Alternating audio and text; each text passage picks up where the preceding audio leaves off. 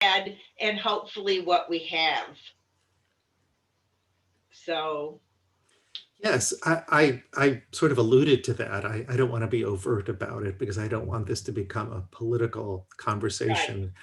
But there's no question. I think it really does set up a good model for us to see the difference, or at least the potential in the difference.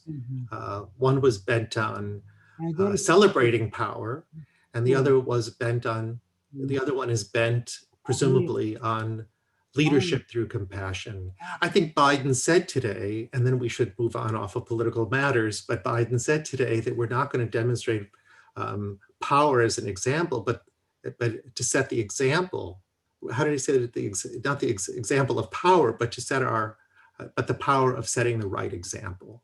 yeah, So he framed it differently, just as we're doing tonight.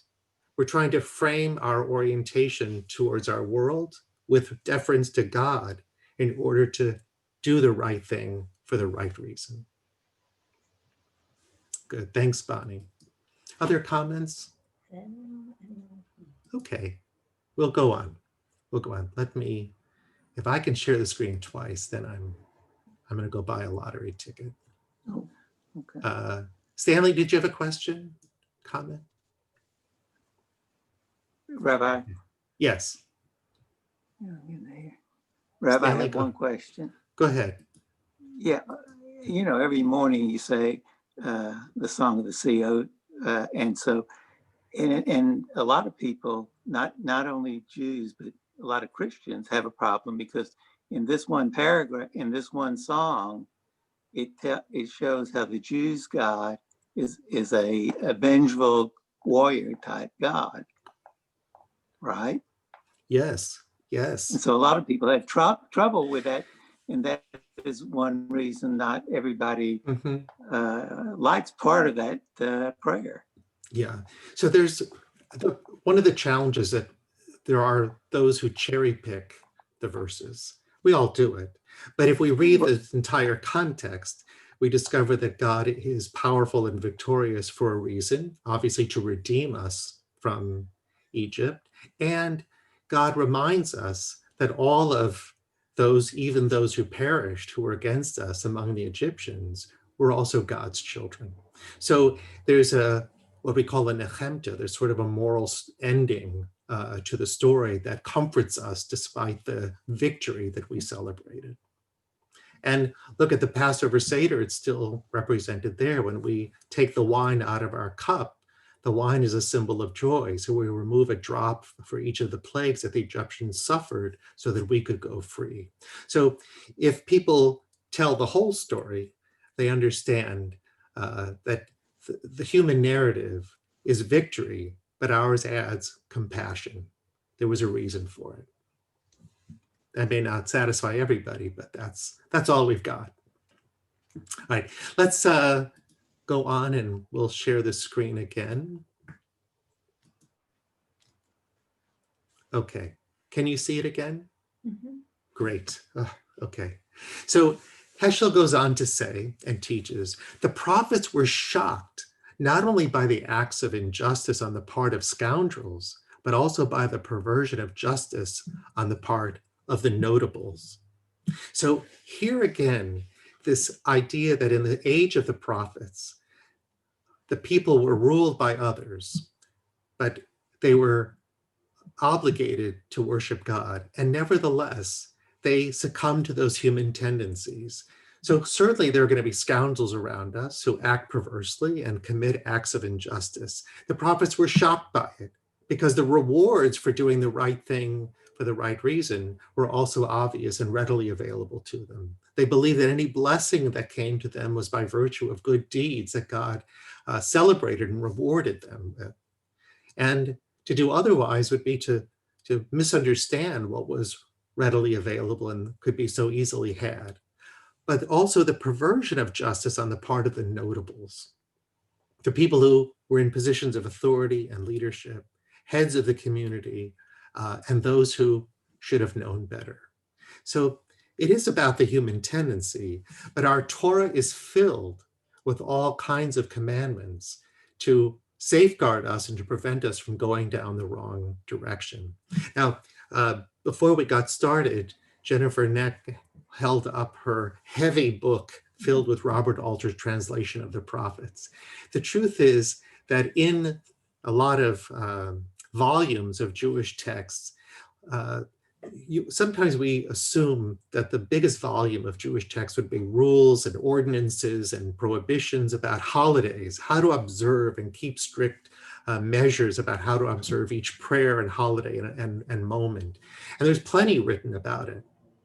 But the largest volumes are written about our ethical behavior, how we teach, how we do our business, how we go about our daily affairs. Everything that you can imagine or ask about in daily business between people is addressed in our literature, whether it's in the Bible, in Shulchan Aruch or the Talmud or responsa literature. There isn't anything that a Jew does that can't be addressed by the rabbis who went back to the Torah and interpreted the lessons to be sure that we would observe and do properly, even to this very day.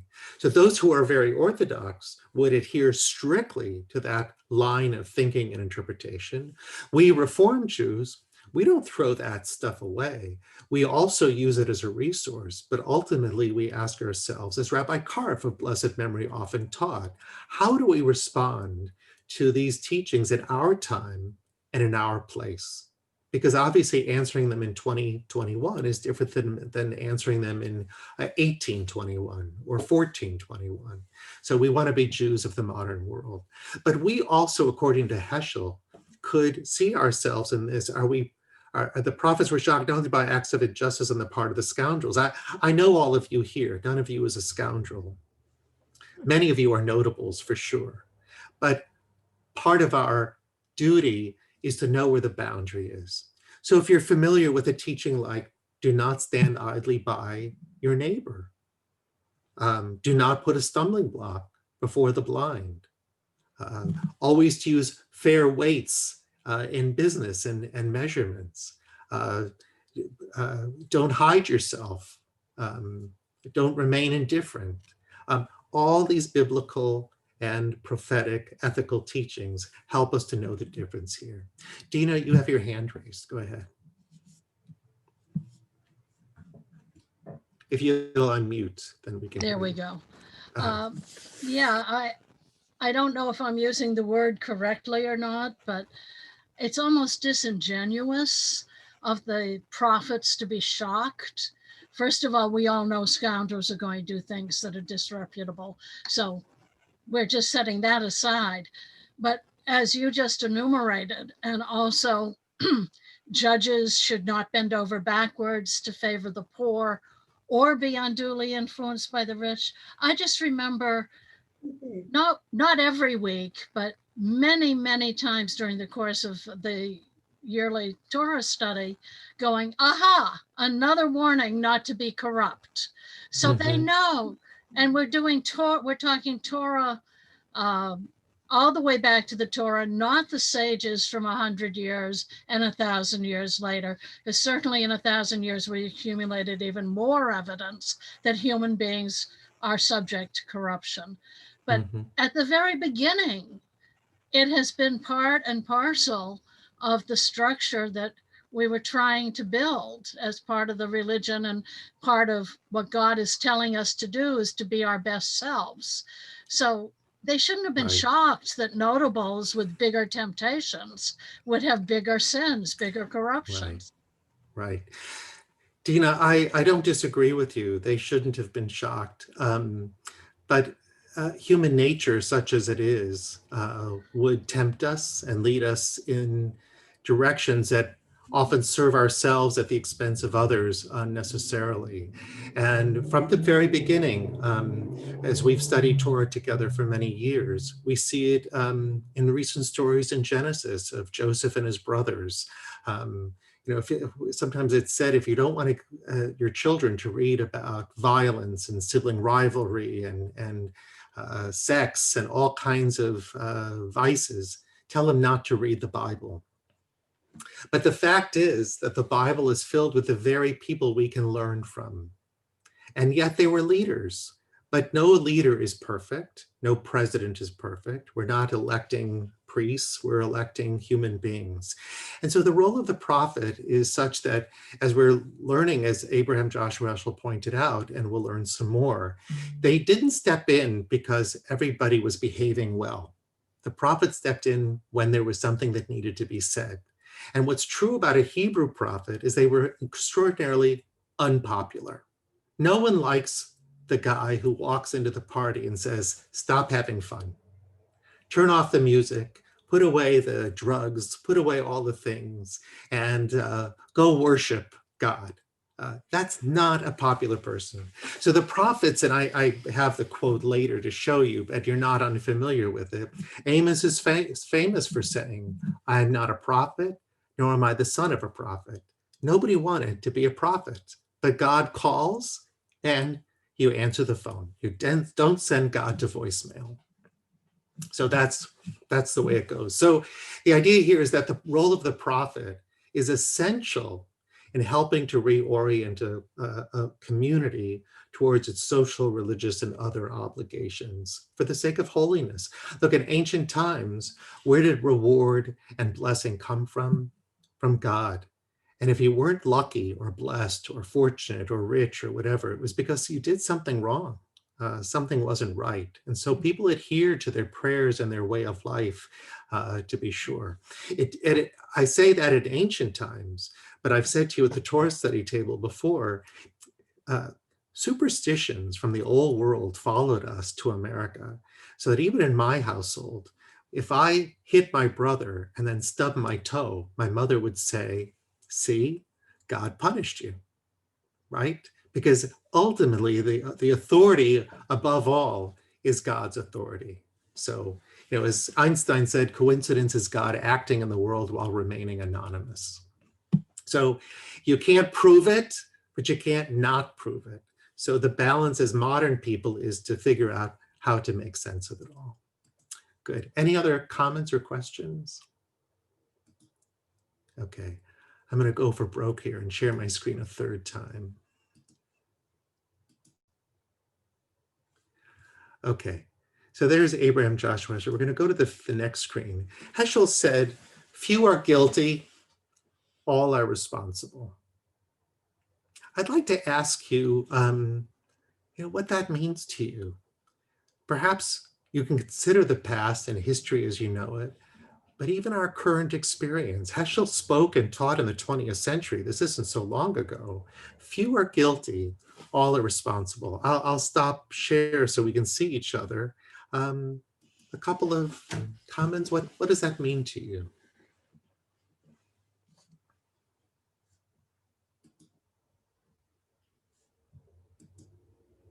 Michelle?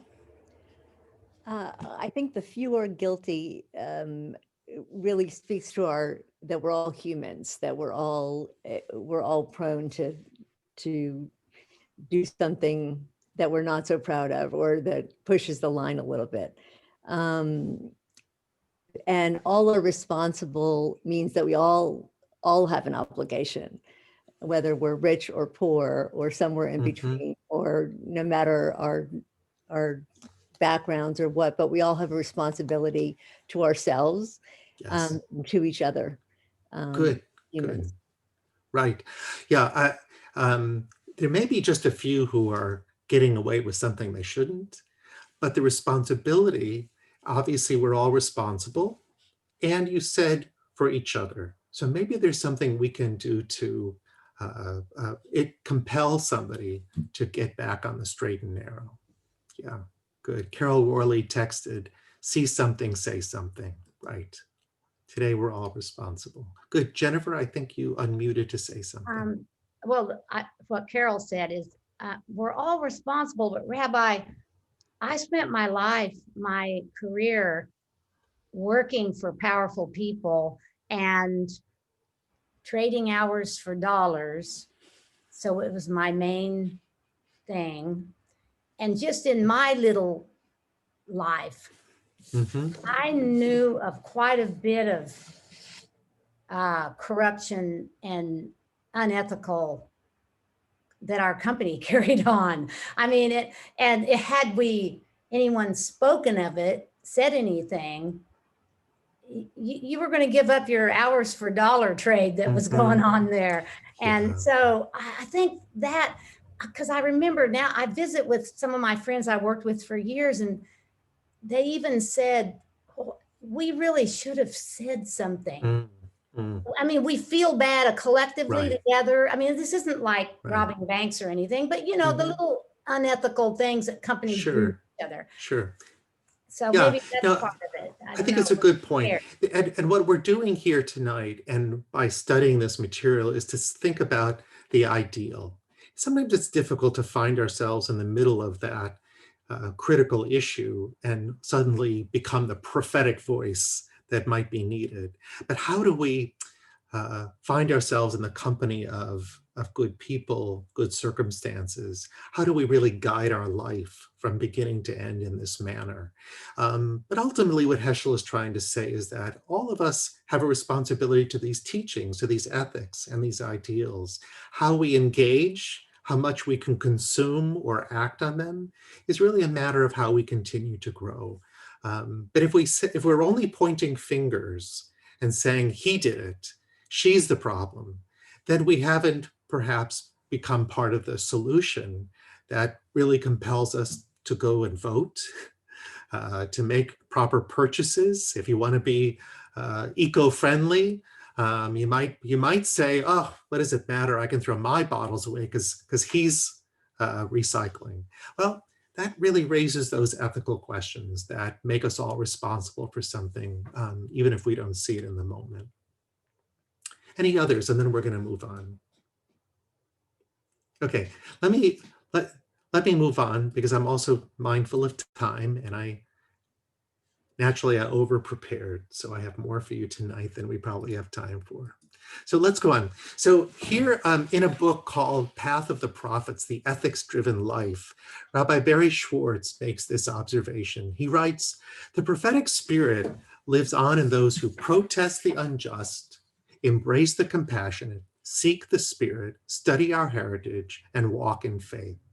It lives on in those who, as Heschel said, express a very deep love, a very powerful dissent, a painful rebuke with unwavering hope. In the process, we too become worthy of being called children of the prophets. So here, like Jennifer suggested, what is our sense of responsibility? It's really to swim in this water. It's to breathe this air of the prophetic possibility that we might be children of the prophetic tendency too. So I put in highlight what becomes the function of we who might be children of prophets: protest, embrace, seek, study, and walk. Those are all verbs. Those are profoundly strong action words. And Judaism is called lots of things, but primarily it's called a religion of action. We are not contemplators alone. There are no monks in Judaism. There are no retreats where we contemplate our navels as an occupation. We are people who are trying to transform the world from what it is to what it ought to be. That's the nature of Tikkun Olam. But the way we get there isn't only by the mitzvah projects we do, but by truly absorbing and swimming in the water and breathing the air of the prophetic tendency to protest the unjust, to stand up to it, to embrace the compassionate, to mingle with those and accumulate those people and resources for the sake of compassion, to seek the spirit. That is, this isn't a humanistic action alone. This isn't just because it emerges from us, from deep within us, to be that good person. This is coming also down to us from our faith tradition, from the prophets, from the Torah. And I'll share with you a text in a moment why we cannot walk away from it. We are connected to it inexplicably. And study our heritage. Study is an action, and it's an obligation of Jews to study, to understand not only what we should do, but why. Why is it important? You know, if you grew up in an Orthodox community, or if you went to Cheder, nobody asked why. They said, do it. And if you didn't do it right, they slapped your knuckles. It happened in Judaism too, not just in the Catholic convents. It happened in Judaism too, because my father complained about it bitterly. But we should study to understand where this comes from. And finally, walk in faith. Now, to walk in faith sounds like a religious duty. It just means don't just talk the talk, walk the walk. That's what it means. Jews are Jews of action, and that's what it means. But the idea that we are perhaps children of the prophets doesn't mean that you stand on a mountain and bellow. It means that we walk the walk and fulfill our days with these all-consuming expectations. And what Heschel would say, and I think what Schwartz is saying in his book, this is not beyond us. This isn't too hard for us to do. And as I know most of you on the screen, you're already doing it. You just have to go to, the graduate level, I suppose. Really to be mindful of it, give yourself credit for being the kind of human beings that really do protest, embrace, seek, study, and walk the walk. Okay, good. Let's go to the next one. So Amos says, and here it is, can two walk together without having met? My Lord God has spoken. Who can but prophesy? Now, this is really famous. It goes on. I could have typed out the whole thing from the book of Amos. A lion roars because that's what he does. And other things do because that's how they've been created. Can two walk together without having met? It's impossible. If two people are walking together, they have to be aware of each other's presence. At best, they say hello or shake hands or get to know each other. But even if they're indifferent to each other, they have to be aware of each other because they're standing next to each other. But then from the proof, it goes on to say, God has spoken. Who can but prophesy? If God has spoken, then we have to respond. Now, here's what I want you to understand. I'm not asking you to be a prophet and listen for God's voice. Because if you told me that you heard God's voice, I'd go running the other way, right? The age of prophecy is over, and people who walk down the street with a sign that the world is ending is not somebody you should follow. But what it does suggest is, and Judaism has not shied away from this, is that there is a commander. We have a mitzvah, right? You know the word mitzvah. It means commandment. It's not just a good deed, it's a commandment. But then we have to ask, who commanded us? So there's the mitzvah and there's the mitzaveh, the commandment and the commander. And if God is the commander in Judaism, we have to figure out, how will I respond? So what Amos is saying is, you don't have a choice whether to respond or not. No one is going to ask you, are you going to respond? Because nobody wants to hear you say no. It's like you don't want to ask your children what they want to do on a rainy day because you don't want to hear the answer. So we don't ask, are you going to respond to God? Because the answer could be no. The question is how? How will you respond? Now, a lot of essays, a lot of ink has been spilled to answer the question how. Some people do say, I feel compelled by God's commandment. Okay. Others say, it's a part of the universe. There's an energy in my world that I feel. And as a Jew, this is the way I respond to the obligations of being a human in the world in which I've been created. Fine. There are others who are Jewish who are a little more humanistic about it and say, I feel compelled to be a good person. I've studied the text. I've participated with others, and this is the way I'm going to do it. But all of us have to ask ourselves the question, if I've been commanded with a mitzvah, how will I respond? That's Judaism. And Amos is the one who gives it to us. We are inexplicably tied to this obligation. God has spoken. We have no choice. We have to do what we've been taught and commanded to do. How we get it done is a matter of interpretation, but none of us are freed from it. Now, let me stop sharing for a minute again, because I've tied you to something tonight you didn't know you were anchored to, and I want to get your reaction to it. What do you think of that?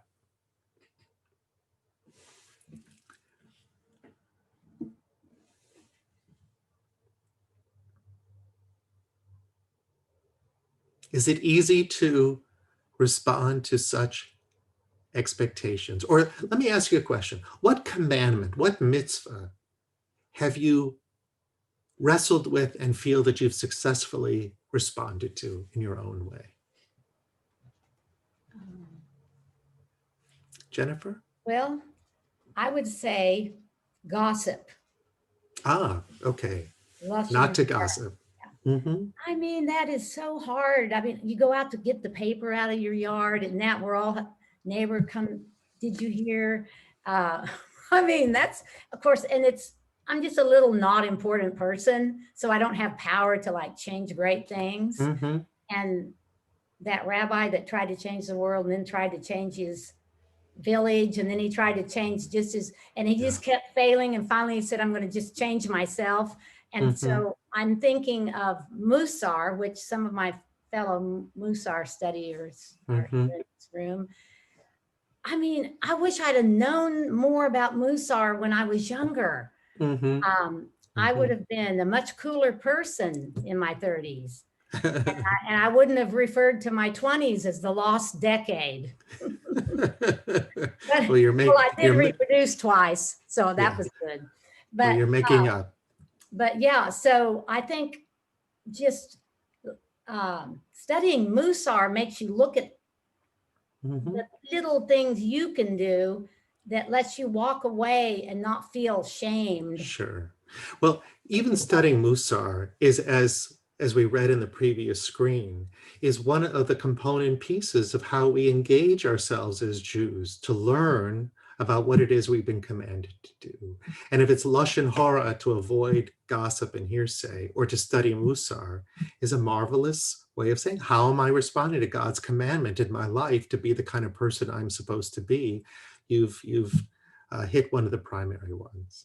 Good. Anybody else? What commandment do you feel that you've addressed well? You've got it. Stanley? Go ahead. Well, I go to morning minyan every day, but I learned something from Judy Abrams studying the Seder.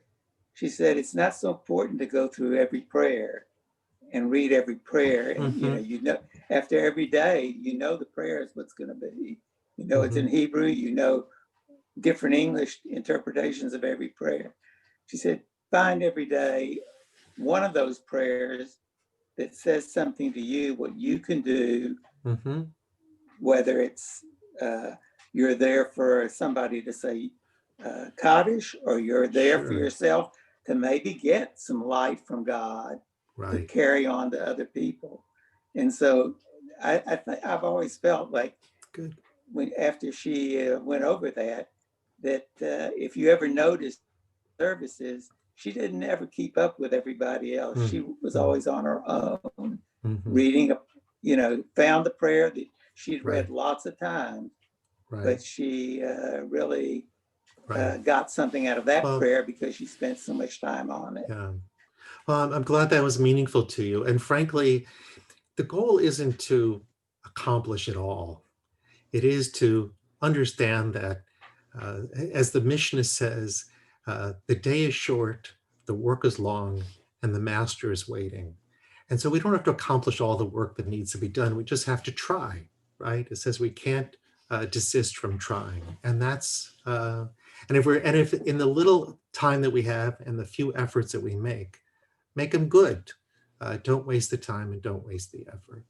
Good. All right, well, let's continue. I've got a little bit more to show you tonight, and I'm happy to do that. So let's go to the next slide. So if we understand our obligation and that we are compelled, we can't walk away from this duty, Rabbi Jonathan Sachs of blessed memory, many of you have studied him and learned from him, brilliant, says Judaism is a religion that will not worship power and the symbols of power, for that is what idols really were and are. Judaism is a sustained critique of power. So he really captures the essence of this role of the prophet, to stand in between power and the people, to be sure that we're focused on God as God and the commandments reflected in Torah that we're supposed to be obligated to do the right thing. Judaism is a religion that will not worship power. The only thing we worship is God. That's it. For that is what idols really were and are. So I put on the screen some 3 images I want to go through quickly through. The American flag is not there because today was the inauguration. The fact is that the American flag is a symbol. It is not itself power. It is not itself a sacred item. There are certain practices that we abide by. If the flag touches the ground, that's something we shouldn't do. We try to treat it properly. But the fact is that there are people in the country who will argue whether there should be a law against burning a flag or desecrating a flag. Most liberals, I guess we put them in the liberal camp, will say, that's the whole point of freedom of speech. That's the whole point of our Constitution, that we actually have the power and the right to burn a flag if it's an expression of what we want to say. I'm not telling you how to vote or consider it, but according to Jonathan Sacks, that flag is only a symbol of power. And if we worship the symbol as something that we shouldn't desecrate in some way, then we're turning that flag into an idol of worship. And the only thing that we worship is God. We can't unpack all of that tonight, but let's move on from that. The flag is probably the toughest one really to get our heads into because it's so controversial, but it goes to the point of Jonathan Sacks's teaching. Look at the statue of Abraham Lincoln. Now, most of us would say, well, we understand that one of the 10 commandments says, do not create such a statue and certainly don't bow down to it and don't worship it. It's almost easier to address. But the fact is that it is only a symbol. So to tear down a Confederate monument, for example, may be an expression of something, but it isn't a symbol of worship, not for the Jew. It's a representation of something. And there are lots of ways that we can represent the Confederacy. There are places where we can put these monuments and still understand the context of history in which they belong. But they're not, we don't worship them. We shouldn't be concerned that they're moved or replaced or anything. But if they're honored by the community, they should at least be respected. The third item is a scepter. So if a king or queen held up the scepter and that was the symbol of that person's authority and power, Jews again only bow down to God. There's an old joke about the Jew who came before the King of England to be knighted, but the king refused to bow. So the king said, why is this knight different from all other knights? Let it sink in. But the idea is that the Jew would not bow down because the Jew knows that the only real power that we worship is God. So these 3 symbols are there to make the point. And the role of the prophet is to remind the people when they get so caught up in or confused by symbols of power, to restore our understanding and clear vision of the power that we truly do worship. And that's why in the synagogue, we represent our worship of God as the ultimate power. For example, in our synagogue, when we go to the Holy Ark, and I say, please turn to the bottom of page 282 as we join together in Aleinu.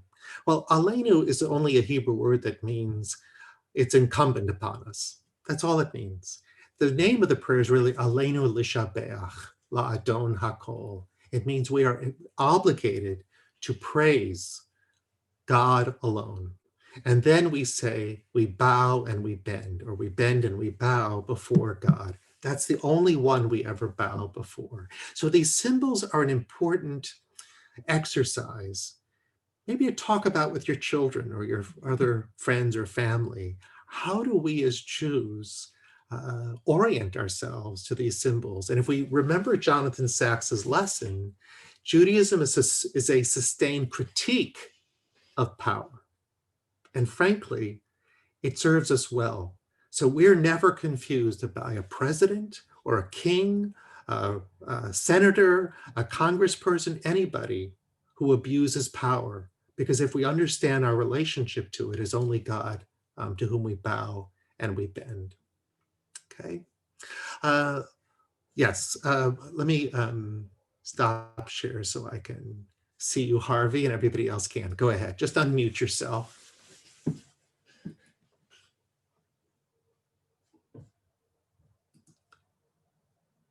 Harvey, I'm gonna push this button. Can you unmute? Yeah, Go ahead. okay. Supposing instead of those 3 symbols, we had 4 symbols, one of them being a Torah scroll. What would you tell us about it?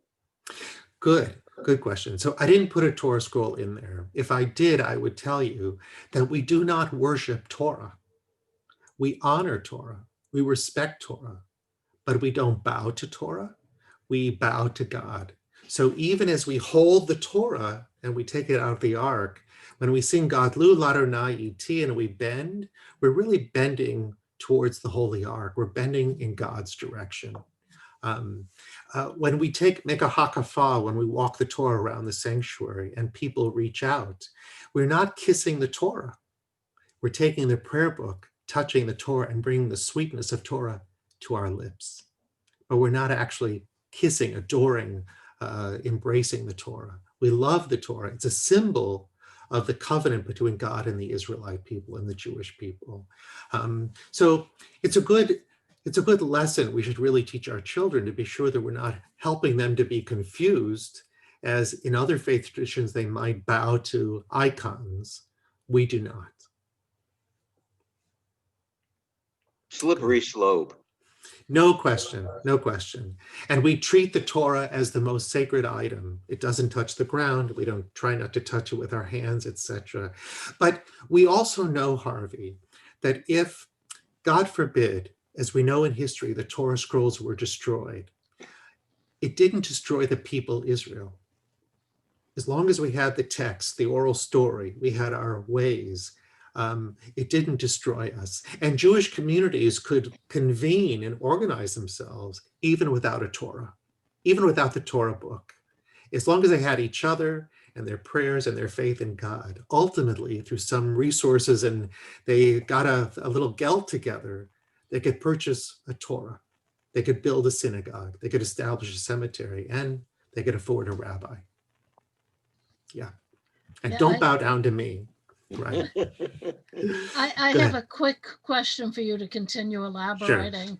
Okay. I was in the building on the Sabbath evening when, during the ceremony of physically passing down the Torah, one of those miniature Torahs on its way out of the ark went flying through the air. Yes. And was caught by, I'm not sure which rabbi, but it was caught as it was unrolling. Yes. And we all gasped. So did now I. that's part of the be careful of the valuable object, which has valuable content. Right. But what about that gut level reaction of how horrible?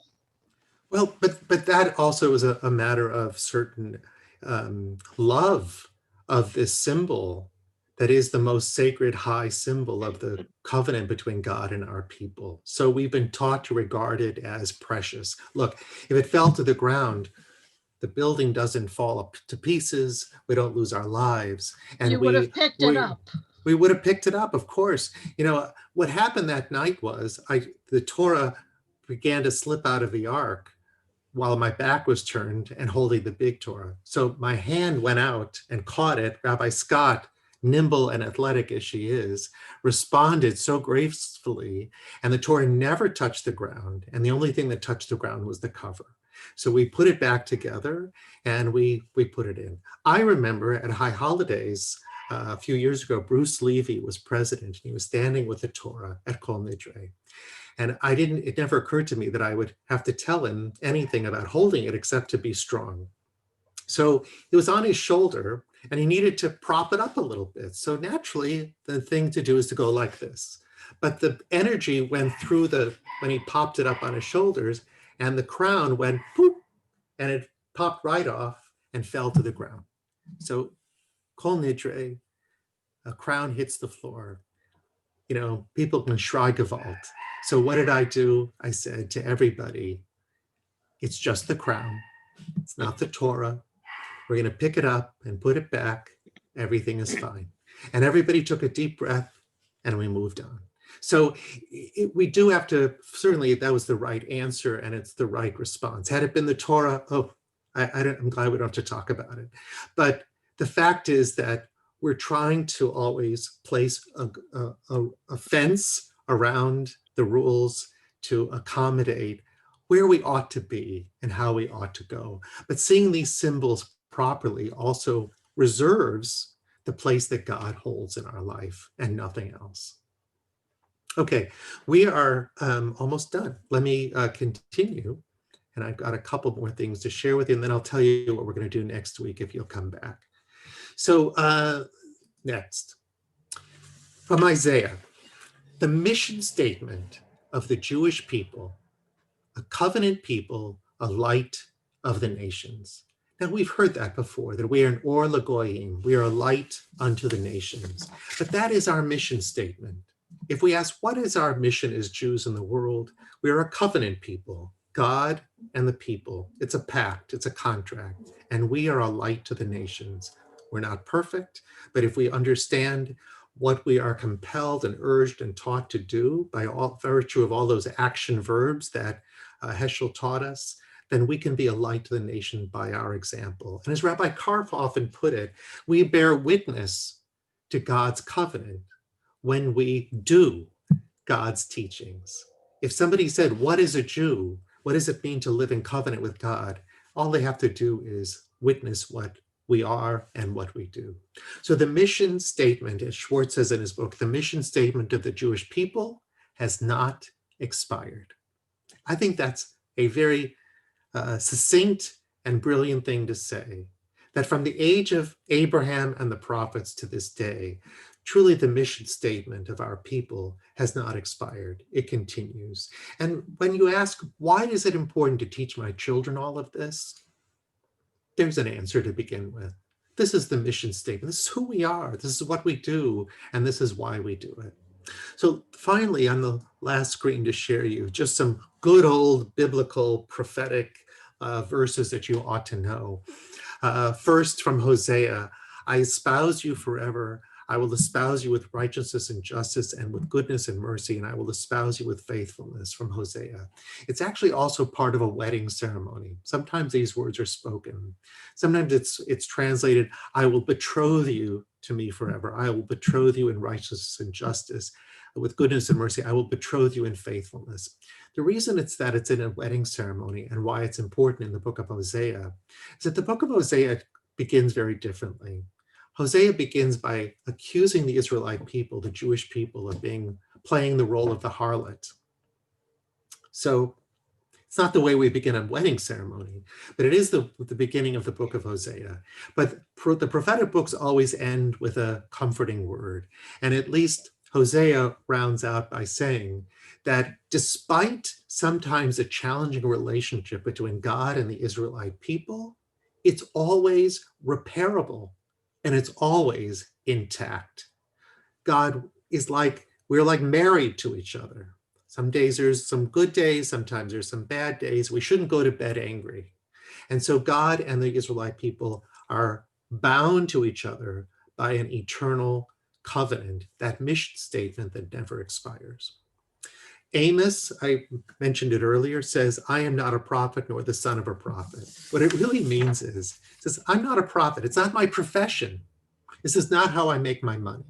So don't feel that I'm going to abuse my power or rip you off by teaching you or doing something that I shouldn't. I'm not a prophet. It's not what I want to do, but I've been called to do it. And I'm not the son of a prophet. I have no experience.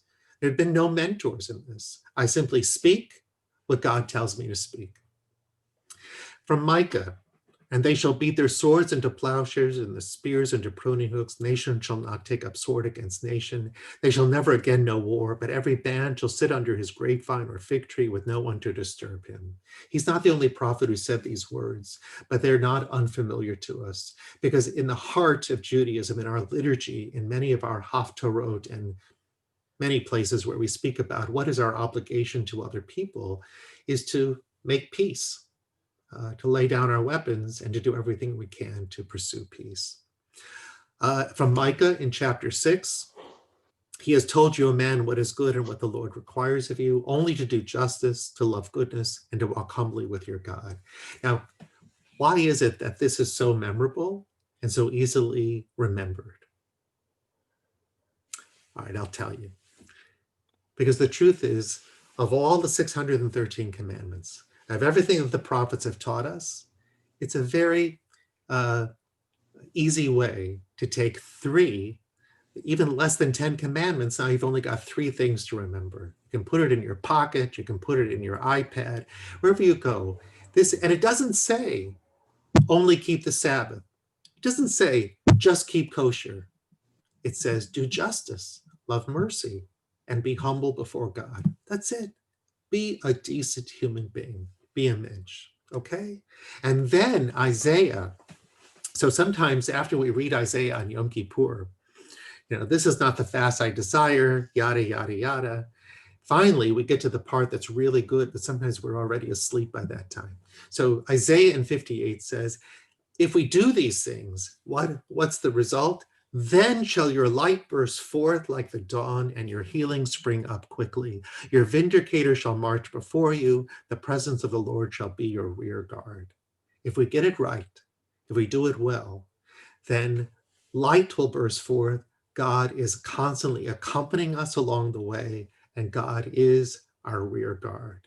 With little to fear, nothing to worry about, we're in the right place at the right time.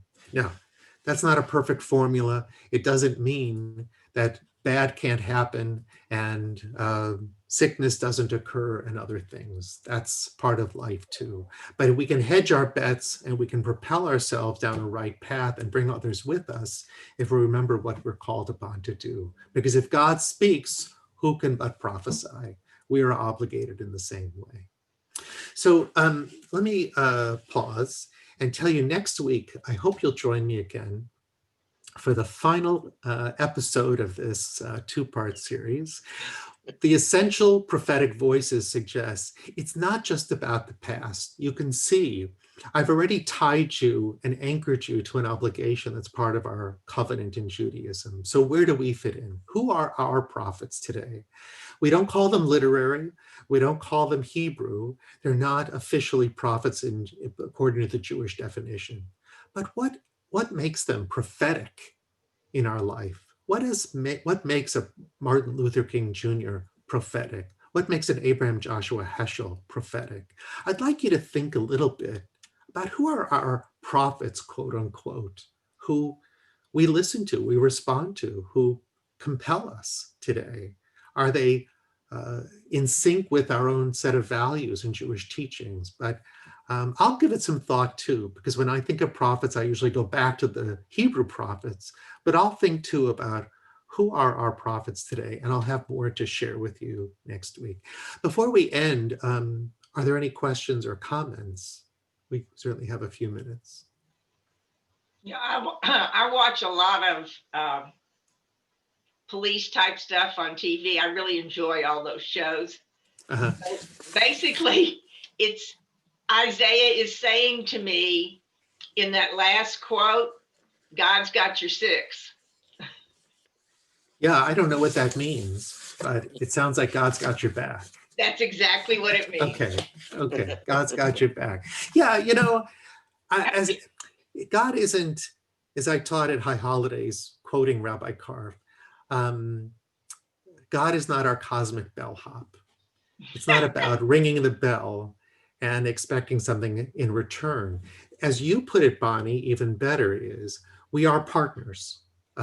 We have to do our part. And then God responds in kind. Hopefully, it's not a perfect formula, but we do our best by being the kind of people that God commands us to be. That's the way the world works. It's kind of like if you do it right more than you do it wrong. Right. I think I would bet on that myself. Right. Other comments or questions? Very nice. Well, friends, you are a delight to be with tonight. Thank you for joining me. And as they used to say, same time, same station next week. And I'll look forward to sharing with you some other teachings and lessons and bring your own insights too. And I'll look forward to sharing with you. Have a good night. Very much. So much. Okay. Thank you. Good night, everybody. Yeah, thank you.